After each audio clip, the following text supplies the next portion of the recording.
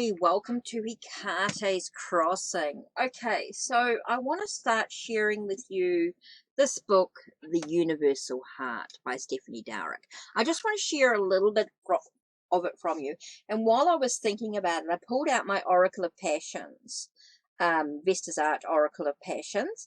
Okay, this is available through Make Playing Cards. So I pulled out these cards today. It's all about radiating love, dancing through life, and beautiful moments. I asked the question, what do I need to know in regards to this book? And this book is talking about radiating the love, dancing through life, and enjoying each of those beautiful moments. What a great message in regards to a book. So let's begin this journey as we look at this book by Stephanie Dowrick, The Universal Heart, Golden Rules for Golden Relationships. So let's begin. So I'm just going to share a little bit from this book. It could be in a couple of videos over time. So just take a moment, take a breath, and just listen to this. This is a book about relationships. Anything new in that? I hope no. I hope so, sorry. Yeah, anything new in that? I hope so. For a long time now, I have felt restless about the intense focus that people are encouraged to place on a single sexually intimate relationship. This one relationship is in prospect, highly idolized, the stuff that dreams are made of. In real life, it is often confusing and disappointing, and no wonder that particular version of love is supposed somehow to make up for lingering hurts from childhood and previous relationships. It's also supposed to reassure us that we are lovable, even when we doubt this, comfort us in the face of working in a ruthless world, compensate us for the loss of community and extended family, and subdue our fears about whether life has any meaning. That's quite an ask. The Universal Heart began for me with thinking about how we could approach the idea of love much more generously. If we could regard love as a way of living rather than as prize to be given and withdrawn a few times only, what would it take, I wondered, to open to a life that's drenched in love? In a world ruled by notions of scarcity, how could we discover that the more freely we give love, the more we have to give? Would peace of mind follow if we could think more about how to be loving than about our hungry dreams of how love might save us? It's clear that at the beginning of a human life, and again at the end, love expressed through delight, gratitude, constancy, interest, good humour, kindness, is what matters most to us. In between, however, except in short bursts of high romance or at times of crisis, love tends to get squeezed out by more urgent demands: work, money, power, getting on. We take seriously almost everything but love. We improve our skills in almost everything except how to give and receive more freely within our relationships. We ask each other constantly what we do for a living, not how well we live.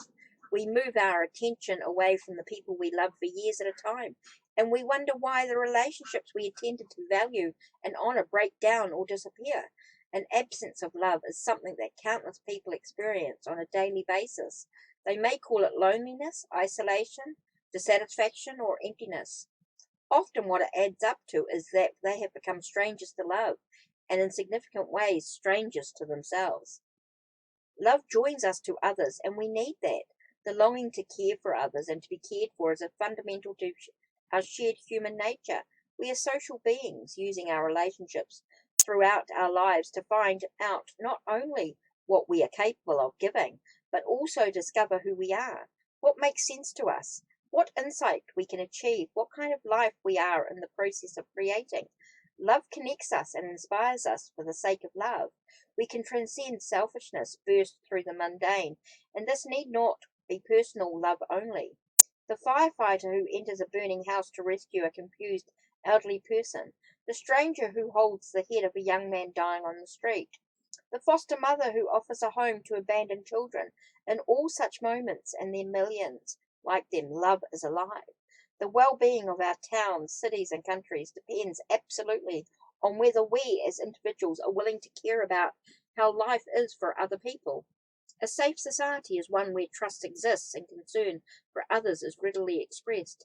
If we are cut off from our capacity to give and receive love. We go beyond loneliness. We become dangerous to others as well as to ourselves. A life worth living is a life of love. And anything worth discovering about love will deepen not just one, but every one of our relationships. Just as crucially, though, love joins us to the deepest part of ourselves. It allows us to know that our own life has legitimacy, that from our own inner world we can reach out to give willingly to other people and receive what they can give to us. In the universal heart, I certainly do pay close attention to the sexually intimate relationships that most of us have or want. Those are the relationships where we most openly experience our longings to give love and be accepted and loved for ourselves. But I do that within a much broader and more inclusive context than is usual. This book is about the many faces and phases of love, the universality of love. It's about loving with fewer demands and conditions. It's about living well, whoever you are with and whatever you are doing. There is exhilarating freedom in that. It lets you off the hook of waiting for the perfect relationship or person to give you permission to be loving. It makes everything possible right now.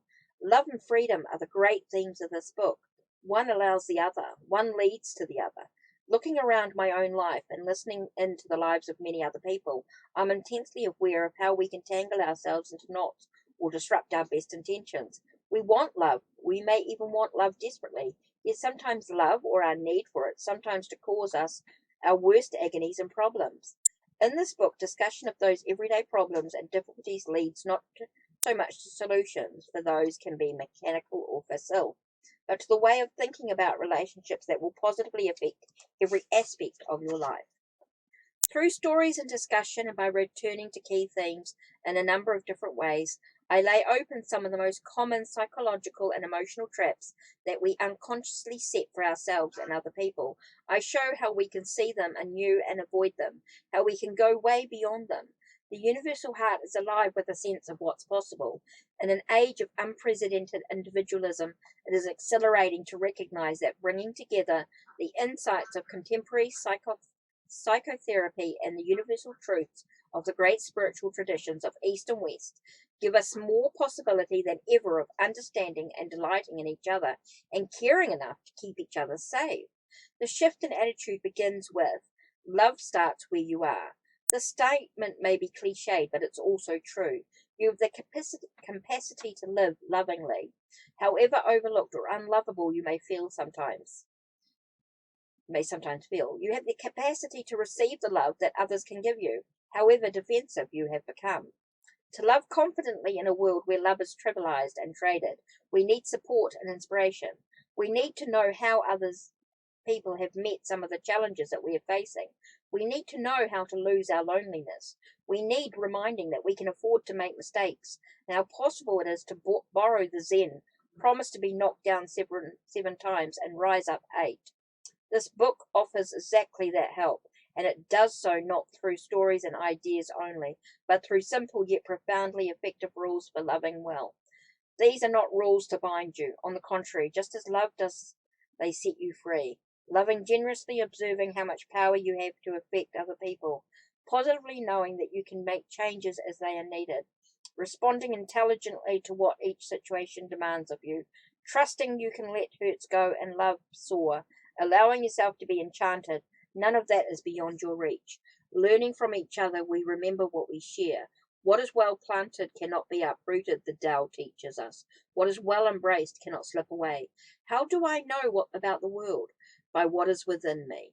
Okay, that's it for today. Don't forget to check the links down below. Check the links on my channel.